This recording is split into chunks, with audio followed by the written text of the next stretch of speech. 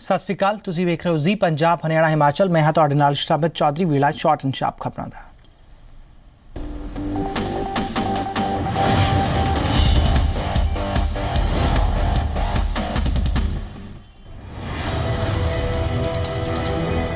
ਮੁੱਖ ਮੰਤਰੀ ਪ੍ਰਕਾਸ਼ ਸਿੰਘ ਬਾਦਲ ਨੇ ਕਰਤਾਰਪੁਰ ਵਿੱਚ ਜੰਗੀ ਆਜ਼ਾਦੀ ਮੈਮੋਰੀਅਲ ਦੇ ਪਹਿਲੇ ਫੇਜ਼ ਦਾ ਉਦਘਾਟਨ ਕੀਤਾ। ਉਪ ਮੁੱਖ ਮੰਤਰੀ ਸਮੇਤ ਕਈ ਕੈਬਨਿਟ ਮੰਤਰੀ ਮੌਜੂਦ ਰਹੇ। 25 ਏਕੜ ਵਿੱਚ 200 ਕਰੋੜ ਰੁਪਏ ਦੀ ਲਾਗਤ ਦੇ ਨਾਲ ਬਣਿਆ ਜੰਗੀ ਆਜ਼ਾਦੀ ਮੈਮੋਰੀਅਲ।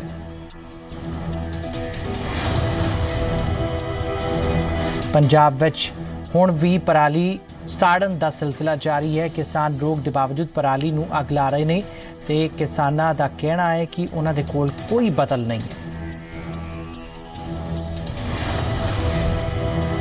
सरकार से हम तो यही कहते हैं, सरकार कुछ ना कुछ मदद करे। किसान दिन प्रतिदिन जो किसानी है, जो इसका लेवल है बिल्कुल गिरता जा रहा है। किसान मरते जा रहे हैं, मजबूरी बस हो रहा है। बिल्कुल सब्सिडी मिलनी चाहिए, किसानों को कुछ राहत मिलनी चाहिए ताकि जो किसान जो ये इतनी पराली जलाते हैं ना जलाएं।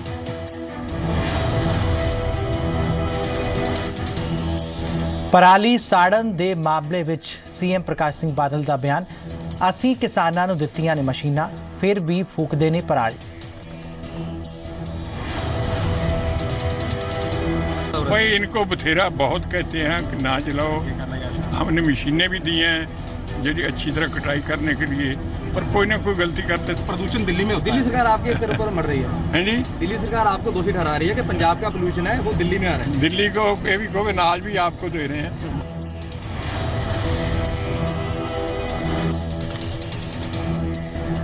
ਦਿੱਲੀ ਦੇ ਮੁੱਖ ਮੰਤਰੀ ਅਰਵਿੰਦ ਕੇਜਰੀਵਾਲ ਨੇ ਪ੍ਰਦੂਸ਼ਣ ਤੇ 12:30 ਵਜੇ ਬੁਲਾਈ ਬੈਠਕ। ਕਿਹਾ ਗੈਸ ਚੈਂਬਰ ਵਿੱਚ ਤਬਦੀਲ ਹੋ ਗਈ ਹੈ ਦਿੱਲੀ।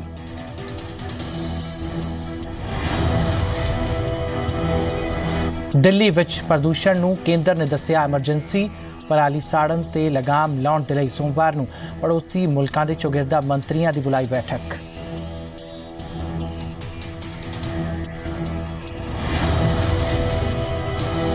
ਰੋਹਤਕ ਦੇ ਕਿਲੋੜ ਪਿੰਡ ਦੇ ਨੇੜੇ ਧੁੰਦ ਦੇ ਚੱਲਦਿਆਂ ਐਕਸੀਡੈਂਟ ਹੋ ਗਿਆ।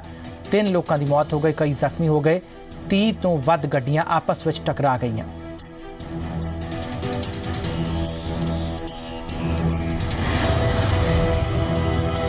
ये करीब 6:30 पौने 7 बजे इतला मिली थी। हम मौके पर पहुंचे थे। धुंध ज्यादा होने के कारण एक दूसरे में व्हीकल नहीं दिख रहा था। आपस में अगली गाड़ी ने ब्रेक लगाया, एक दूसरे के पीछे बढ़ती चली गई। जी, कितने लोगों की मौत हुई है? इसमें 3 आदमियों की मौके पर मौत होगी, 2 इंजर्ड हुए। ਸੋਨੀਪਤ ਵਿੱਚ ਧੁੰਦ ਕਰਕੇ ਸਵੇਰੇ ਵਿਜ਼ਿਬਿਲਿਟੀ 5 ਮੀਟਰ ਤੋਂ ਵੀ ਘੱਟ ਸੀ ਤੇ ਗੱਡੀਆਂ ਚਲਾਉਣ ਵਾਲਿਆਂ ਨੂੰ ਭਾਰੀ ਪਰੇਸ਼ਾਨੀ ਹੋ ਰਹੀ ਸੀ ਤੇ ਸੜਕਾਂ ਤੇ ਪੁਲਿਸ ਦੀ ਤੈਨਾਤੀ ਕੀਤੀ ਗਈ। दिल्ली से पानीपत जाने के लिए नेशनल हाईवे नंबर 1 पे चल रहा था। धुंध इतनी ज़्यादा है कि कुछ भी दिखाई नहीं देता, इसलिए मैं तो अपनी गाड़ी साइड पर लगा के खड़ा हो गया हूँ। ਪਾਣੀਪਤ ਵਿੱਚ ਸਮਾਲਖਾ ਨੇੜੇ NH1 ਤੇ ਕੋਹਰੇ ਦਾ ਕਹਿਰ ਵੇਖਣ ਨੂੰ ਮਿਲਿਆ। ਘਣੇ ਕੋਹਰੇ ਦੀ ਵਜ੍ਹਾ ਨਾਲ ਤਕਰੀਬਨ 3 ਦਰਜਨ ਗੱਡੀਆਂ ਟਕਰਾ ਗਈਆਂ। ਸ਼ਿਮਲਾ ਤੋਂ ਦਿੱਲੀ ਆ ਰਹੇ ਇੱਕ ਬੱਸ ਡਰਾਈਵਰ ਦੀ ਮੌਤ ਹੋ ਗਈ। 45 ਲੋਕ ਜ਼ਖਮੀ ਹੋ ਗਏ। ਜ਼ਖਮੀਆਂ ਨੂੰ ਖਾਨਪੁਰ ਤੇ PGI ਹਸਪੀਟਲ ਰੋਹਤਕ ਵਿੱਚ ਰੈਫਰ ਕੀਤਾ ਗਿਆ। ਸਾਰੀਆਂ ਗੱਡੀਆਂ ਪਾਣੀਪਤ ਤੋਂ ਦਿੱਲੀ ਵੱਲ ਜਾ ਰਹੀਆਂ ਸਨ।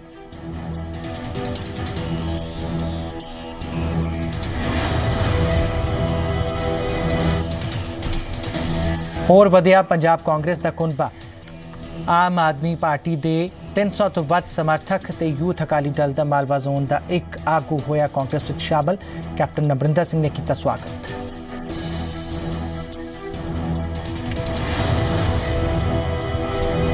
ਕੈਪਟਨ ਅਮਰਿੰਦਰ ਸਿੰਘ ਨੇ ਮੁੱਖ ਮੰਤਰੀ ਪ੍ਰਕਾਸ਼ ਸਿੰਘ ਬਾਦਲ ਤੇ ਅਰਵਿੰਦ ਕੇਜਰੀਵਾਲ ਨੂੰ ਹਰ ਮੁੱਦੇ ਤੇ ਬਹਿਸ ਕਰਨ ਦਾ ਚੈਲੰਜ ਦਿੱਤਾ ਹੈ ਤੇ ਕੈਪਟਨ ਮੁਤਾਬਕ ਪੰਜਾਬ ਦੇ ਮੌਜੂਦਾ ਹਾਲਾਤਾਂ ਬਾਰੇ ਬਹਿਸ ਕਰ ਉਹ ਆਪਣੀਆਂ ਨੀਤੀਆਂ ਲੋਕਾਂ ਤੱਕ ਪਹੁੰਚਾਉਣਗੇ ਤਾਂ ਵਿਰੋਧੀਆਂ ਦਾ ਪੰਜਾਬ ਵਿਰੋਧੀ ਸਟੈਂਡ ਬੇਨਕਾਬ ਕਰਨਗੇ।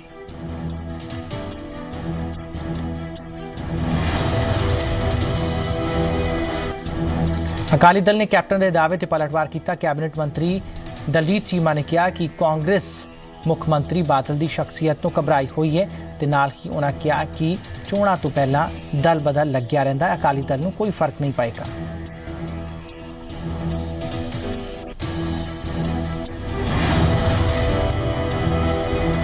ਕੈਪਟਨ ਅਮਰਿੰਦਰ ਸਿੰਘ ਨੇ ਇਸ ਤੋਂ ਪਹਿਲਾਂ ਅਰਵਿੰਦ ਕੇਜਰੀਵਾਲ ਨੂੰ ਬਹਿਸ ਦੀ ਚੁਣੌਤੀ ਦਿੱਤੀ ਸੀ, ਪਰ ਕੇਜਰੀਵਾਲ ਨੇ ਪਾਰਟੀ ਦੀ ਪੰਜਾਬ ਇਕਾਈ ਦੇ ਆਗੂਆਂ ਨੂੰ ਬਹਿਸ ਲਈ ਅੱਗੇ ਕਰ ਦਿੱਤਾ ਸੀ। ਕੇਜਰੀਵਾਲ ਨੇ ਐਚ.ਐਸ. ਫੂਲਕਾ, ਜਰਨੈਲ ਸਿੰਘ, ਭਗਵੰਤ ਮਾਨ ਜਾਂ ਫਿਰ ਗੁਰਪ੍ਰੀਤ ਘੁੱਗੀ ਦੇ ਨਾਂ ਨੂੰ ਬਹਿਸ ਲਈ ਅੱਗੇ ਵਧਾਇਆ ਸੀ।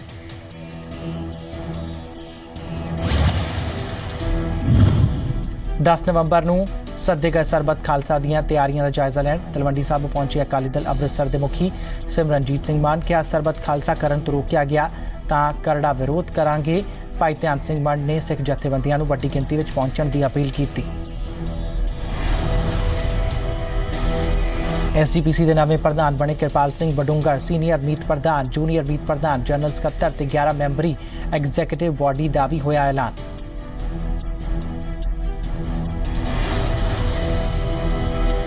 ਨਵੇਂ ਪ੍ਰਧਾਨ ਬਣੇ ਕਿਰਪਾਲ ਸਿੰਘ ਬਡੂੰਗਰ ਦਾ ਕਹਿਣਾ ਕਿ ਅਸੀਂ ਲੋਕਾਂ ਦੀਆਂ ਉਮੀਦਾਂ ਤੇ ਖਰਾ ਉਤਰਨ ਦੀ ਕੋਸ਼ਿਸ਼ ਕਰਾਂਗੇ, ਹਰ ਕਿਸੇ ਨੂੰ ਨਾਲ ਲੈ ਕੇ ਚੱਲਣ ਦੀ ਵੀ ਕੋਸ਼ਿਸ਼ ਕਰਾਂਗੇ।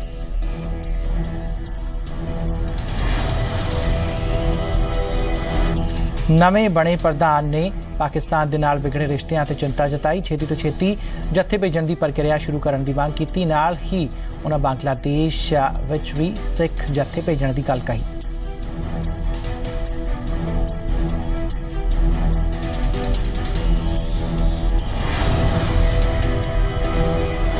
ਹਰਿਆਣਾ ਤੋਂ ਚੁਣੇ ਗਏ ਧਰਮ ਪ੍ਰਚਾਰ ਕਮੇਟੀ ਦੇ ਮੈਂਬਰ ਤੇਜਿੰਦਰ ਸਿੰਘ ਨੇ ਕਿਹਾ ਕਿ ਹਰਿਆਣਾ ਵਿੱਚ ਵੱਖਰੀ ਕਮੇਟੀ ਸਿੱਖਾਂ ਨੂੰ ਤੋੜਨ ਦੀ ਸਾਜ਼ਿਸ਼ ਹੈ ਜੋ ਕਦੇ ਸਿਰੇ ਨਹੀਂ ਚੜ੍ਹੇਗੀ।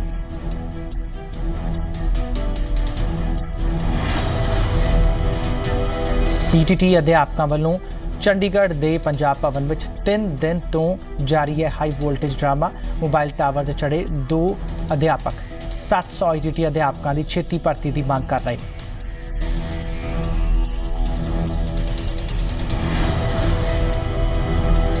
ਗੁਰਦਾਸਪੁਰ ਪੁਲਿਸ ਵੱਲੋਂ ਗੁਰਦਾਸਪੁਰ ਮਾਰਕੀਟ ਕਮੇਟੀ ਦੇ ਸਾਬਕਾ ਚੇਅਰਮੈਨ ਯੋਗੇਸ਼ ਭੰਡਾਰੀ ਤੇ ਉਹਨਾਂ ਦੇ 5 ਸਾਥੀਆਂ ਉੱਪਰ ਘੱਟ ਸਟੈਂਪ ਡਿਊਟੀ ਭਰਨ ਦੇ ਮਾਮਲੇ ਵਿੱਚ ਕੇਸ ਦਰਜ ਕੀਤਾ ਗਿਆ ਹੈ। ਇਸ ਮਾਮਲੇ ਵਿੱਚ ਸਾਬਕਾ ਚੇਅਰਮੈਨ ਨੂੰ ਗ੍ਰਿਫਤਾਰ ਕਰ ਕੋਰਟ ਵਿੱਚ ਪੇਸ਼ ਕੀਤਾ ਗਿਆ। ਉੱਥੇ ਮੁਲਜ਼ਮ ਨੇ ਸਾਰੇ ਇਲਜ਼ਾਮਾਂ ਨੂੰ ਬੇਬੁਨਿਆਦ ਦੱਸਿਆ।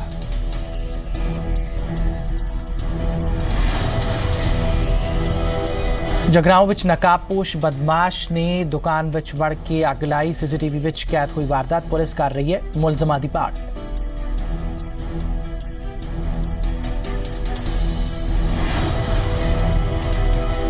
ਲੁਧਿਆਣਾ ਵਿੱਚ ਦੁਗਰੀ ਇਲਾਕੇ ਵਿੱਚ ਬਦਮਾਸ਼ਾਂ ਨੇ ਧਾਰਦਾਰ ਹਥਿਆਰ ਦੇ ਨਾਲ ਦੁਕਾਨਦਾਰ ਤੇ ਜਾਨਲੇਵਾ ਹਮਲਾ ਕੀਤਾ।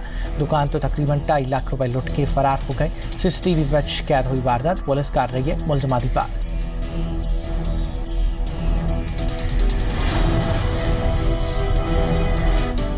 ਹਰਿਆਣਾ ਕਾਂਗਰਸ ਦਾ ਇਲਜ਼ਾਮ ਹੈ ਕਿ ਸਰਕਾਰ ਗੋਲਡਨ ਜੁਬਲੀ ਸਮਾਗਮਾਂ ਦਾ ਰਾਜਨੀਤੀਕਰਨ ਕਰ ਰਹੀ ਹੈ, ਜਦਕਿ INLD ਨੇ ਗੋਲਡਨ ਜੁਬਲੀ ਸਮਾਗਮ ਦੇ ਪ੍ਰੋਗਰਾਮ ਵੱਖ ਤੋਂ ਮਨਾਉਣ ਦਾ ਮਨ ਬਣਾਇਆ।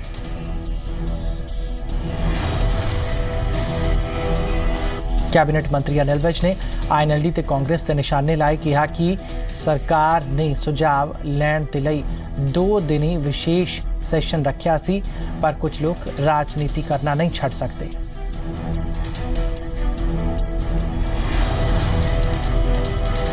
ਦ ਗ੍ਰੇਟ ਖਲੀ ਨੇ ਹਰਿਆਣਾ ਦੇ ਸਿਹਤ ਮੰਤਰੀ ਅਨਿਲ ਵਿਜ ਦੇ ਨਾਲ ਮੁਲਾਕਾਤ ਕੀਤੀ। ਹਰਿਆਣਾ ਵਿੱਚ CWE ਰੈਸਲਿੰਗ ਨੂੰ ਵਧਾਵਾ ਦੇਣ ਦੀ ਕੀਤੀ ਮੰਗ। ਵਿਜ ਨੇ ਕਿਹਾ ਕਿ ਪ੍ਰੋਫੈਸ਼ਨਲ ਰੈਸਲਿੰਗ ਨੂੰ ਖੇਲਾਂ ਵਿੱਚ ਸ਼ਾਮਲ ਨਹੀਂ ਕੀਤਾ ਜਾ ਸਕਦਾ, ਪਰ ਤਿਆਰ ਜ਼ਰੂਰ ਕੀਤੇ ਜਾ ਸਕਦੇ ਨੇ ਖਿਡਾਰੀ।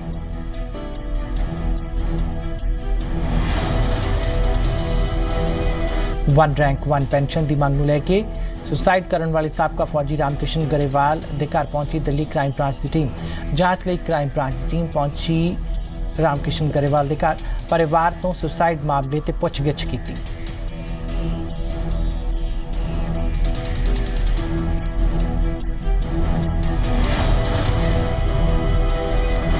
ਰਾਮਕਿਸ਼ਨ ਨੂੰ ਸ਼ਹੀਦ ਦਾ ਦਰਜਾ ਦਿੱਤੇ ਜਾਣ ਦੇ ਖਿਲਾਫ ਹਾਈ ਕੋਰਟ ਵਿੱਚ ਪਟੀਸ਼ਨ ਲਾਈ ਗਈ ਹੈ। ਦਲੀਲ ਵਿੱਚ ਕਿਹਾ ਗਿਆ ਹੈ ਕਿ ਸ਼ਹੀਦ ਦਾ ਦਰਜਾ ਦੇਣ ਦੇ ਨਾਲ ਖੁਦਕੁਸ਼ੀ ਨੂੰ ਵਧਾਵਾ ਮਿਲੇਗਾ। ਕੇਜਰੀਵਾਲ ਸਰਕਾਰ ਨੇ ਖੁਦਕੁਸ਼ੀ ਤੋਂ ਬਾਅਦ ਦਿੱਤਾ ਸੀ ਸ਼ਹੀਦ ਦਾ ਦਰਜਾ।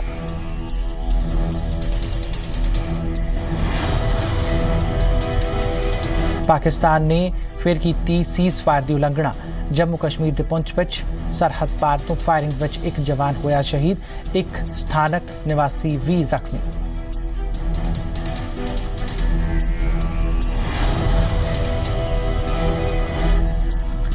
ਦੱਖਣ ਕਸ਼ਮੀਰ ਦੇ ਸ਼ੋਪੀਆਂ ਵਿੱਚ ਸੁਰੱਖਿਆ ਮੁਲਾਜ਼ਮਾਂ ਨੇ ਐਨਕਾਊਂਟਰ ਵਿੱਚ ਇੱਕ ਦਹਿਸ਼ਤਗਰਦ ਨੂੰ ਢੇਰ ਕੀਤਾ।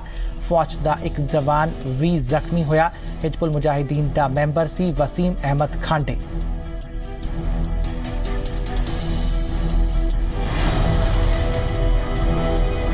ਜੰਮੂ ਕਸ਼ਮੀਰ ਦੇ ਮੁੱਖ ਮੰਤਰੀ ਮਹਿਬੂਬਾ ਮੁਫਤੀ ਨੇ ਸੂਬੇ ਦੇ ਸਾਰੇ ਡੀਸੀਜ਼ ਤੇ ਐਸਪੀਜ਼ ਦੇ ਨਾਲ ਬੈਠਕ ਕੀਤੀ।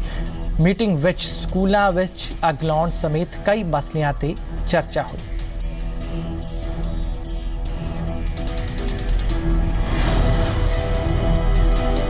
ਕਸ਼ਮੀਰ ਵਿੱਚ ਸਿੱਖਿਆ ਦੇ ਦੁਸ਼ਮਣਾਂ ਦੇ ਖਿਲਾਫ ਵਿਦਿਆਰਥੀਆਂ ਦਾ ਅੰਦੋਲਨ ਵੇਖਣ ਨੂੰ ਮਿਲਿਆ। ਸਕੂਲ ਵਿੱਚ ਸੁਰੱਖਿਆ ਵਧਾਉਣ ਦੀ ਮੰਗ ਦੁਹਰਾਈ। ਕਸ਼ਮੀਰ ਵਿੱਚ ਹੁਣ ਤੱਕ 31 ਸਕੂਲਾਂ ਵਿੱਚ ਅੱਗ ਲਾਈ ਜਾ ਚੁੱਕੀ ਹੈ।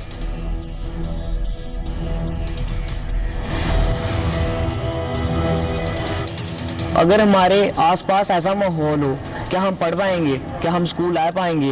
उन बच्चों का क्या होगा जो गरीब हैं।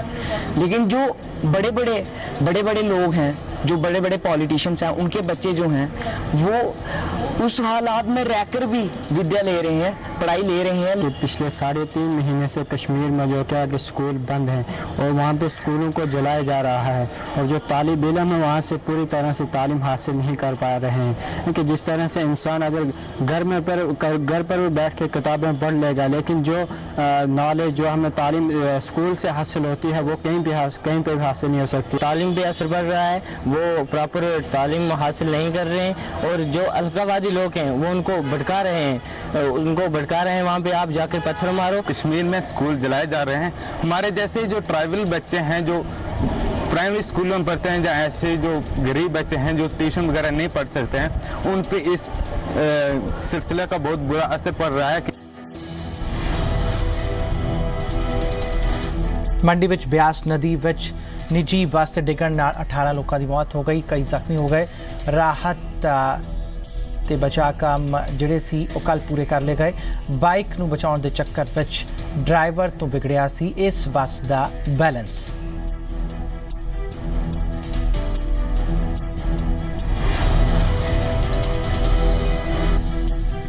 ਮਸ਼ਹੂਰ ਪੰਜਾਬੀ ਅਦਾਕਾਰ ਮੇਹਰ ਮਿੱਤਲ ਦੀ ਯਾਦ ਵਿੱਚ ਚੰਡੀਗੜ੍ਹ ਦੇ ਇਸਕॉन ਮੰਦਰ ਵਿੱਚ ਪ੍ਰਾਰਥਨਾ ਸਭਾ ਦਾ ਪ੍ਰਬੰਧ ਕੀਤਾ ਗਿਆ, ਜਿਸ ਵਿੱਚ ਉਹਨਾਂ ਦੇ ਪਰਿਵਾਰਕ ਮੈਂਬਰਾਂ ਤੇ ਪੰਜਾਬੀ ਇੰਡਸਟਰੀ ਦੇ ਕਲਾਕਾਰ ਸ਼ਾਮਲ ਹੋਏ। ਮੇਹਰ ਮਿੱਤਲ ਦਾ ਜਨਮ ਬਠਿੰਡਾ ਵਿੱਚ ਹੋਇਆ ਸੀ। ਉਹਨਾਂ ਨੇ 300 ਤੋਂ ਵੱਧ ਪੰਜਾਬੀ ਫਿਲਮਾਂ ਵਿੱਚ ਆਪਣੀ ਅਦਾਕਾਰੀ ਨਾਲ ਦਰਸ਼ਕਾਂ ਦਾ ਦਿਲ ਜਿੱਤਿਆ।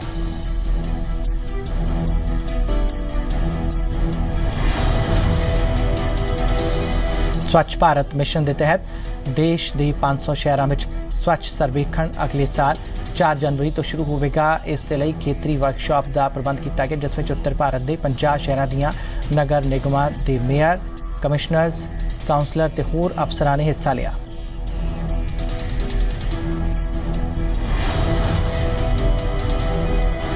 ਗੁਰੂ ਨਾਨਕ ਦੇਵ ਜੀ ਦੇ ਪ੍ਰਕਾਸ਼ ਉਤਸਵ ਦੇ ਸੰਬੰਧ ਵਿੱਚ ਮੁਕਤਸਰ ਵਿੱਚ ਵਿਸ਼ਾਲ ਨਗਰ ਕੀਰਤਨ ਕੱਢਿਆ ਗਿਆ। ਪਹਿਲੇ ਦਿਨ ਨਗਰ ਕੀਰਤਨ ਜੈਤੋ ਮੰਡੀ ਤੋਂ ਸ਼ੁਰੂ ਹੋ ਕੇ ਵੱਖ-ਵੱਖ ਪਿੰਡਾਂ ਤੋਂ ਹੁੰਦੇ ਹੋਏ ਸ਼੍ਰੀ ਮੁਕਤਸਰ ਸਾਹਿਬ ਜਾ ਕੇ ਖਤਮ ਹੋਇਆ ਤੇ ਨਗਰ ਕੀਰਤਨ ਵਿੱਚ ਸੰਗਤ ਨੇ ਵੱਧ ਚੜ੍ਹ ਕੇ ਹਿੱਸਾ ਲਿਆ।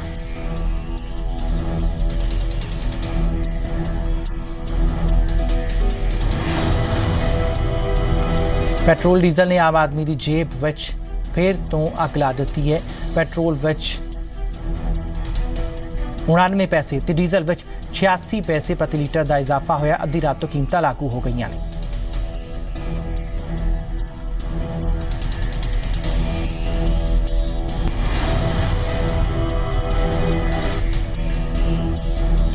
SBI ਦੀ ਵਿਲਫੁਲ ਡਿਫਾਲਟਰ ਦੀ ਲਿਸਟ ਵਿੱਚ ਟਾਪ ਤੇ ਨੇ ਵਿਜੇ ਮਾਲਿਆ, ਤਕਰੀਬਨ 1200 ਕਰੋੜ ਰੁਪਏ ਬਕਾਇਆ। ਇਗਨਾਈਟ ਐਜੂਕੇਸ਼ਨ ਦੂਜੀ ਵੱਡੀ ਡਿਫਾਲਟਰ ਕੰਪਨੀ, ਕਰਜ਼ ਵਸੂਲਣ ਦੇ ਲਈ SBI ਨੇ ਸ਼ੁਰੂ ਕੀਤੀ ਕਾਰਵਾਈ।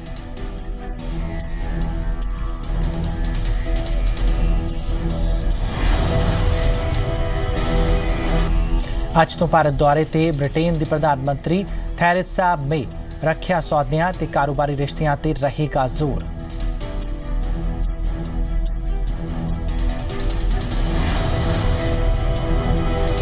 ਅਮਰੀਕੀ ਰਾਸ਼ਟਰਪਤੀ ਚੋਣਾਂ ਦੇ ਸਰਵੇ ਵਿੱਚ ਟਰੰਪ ਤੋਂ ਅੱਗੇ ਨਿਕਲੀ ਹਿਲੇਰੀ। ਤਾਜ਼ਾ ਸਰਵੇ ਵਿੱਚ ਹਿਲੇਰੀ ਟਰੰਪ ਤੋਂ 3% ਅੰਕਾਂ ਦੇ ਨਾਲ ਅੱਗੇ। 9 ਨਵੰਬਰ ਨੂੰ ਹੋਵੇਗੀ ਚੋਣ।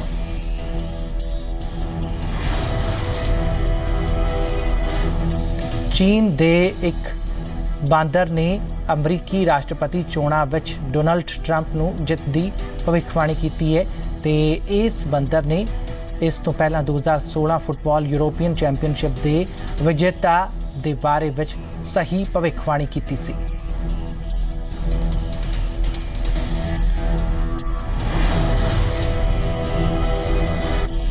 ਨਾਸਾ ਦੀ ਸੈਟੇਲਾਈਟ ਨੇ ਤੋੜਿਆ ਗਿਨੀਜ਼ ਵਰਲਡ ਰਿਕਾਰਡ। ਜ਼ਮੀਨ ਦੀ ਸਤਹ ਤੋਂ 70,000 ਕਿਲੋਮੀਟਰ ਦੀ ਉਚਾਈ ਤੇ ਸਥਾਪਿਤ ਕੀਤਾ GPS ਸਿਗਨਲ।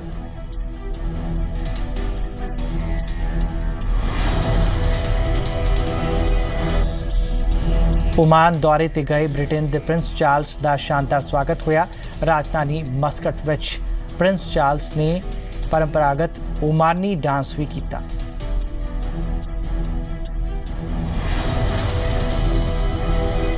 मौसूल विच दहशतगर्दी संगठन ISIS के ताबूत विच आखिरी किल ठोकण की तैयारी की जा रही है तो इराकी फौज कर रही है वड्डे हमले की तैयारी।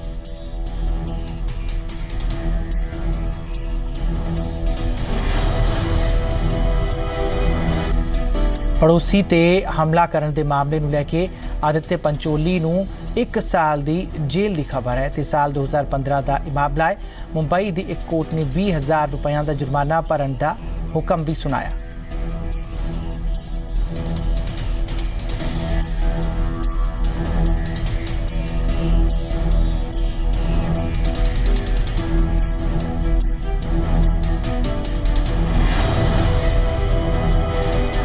राखी सावंत ਨੂੰ PM मोदी ਦੇ फोटो वाली पोशाक पाउणा महंगा पै गया। राजस्थान के राजसमंद थाने विच FIR दर्ज हो गई।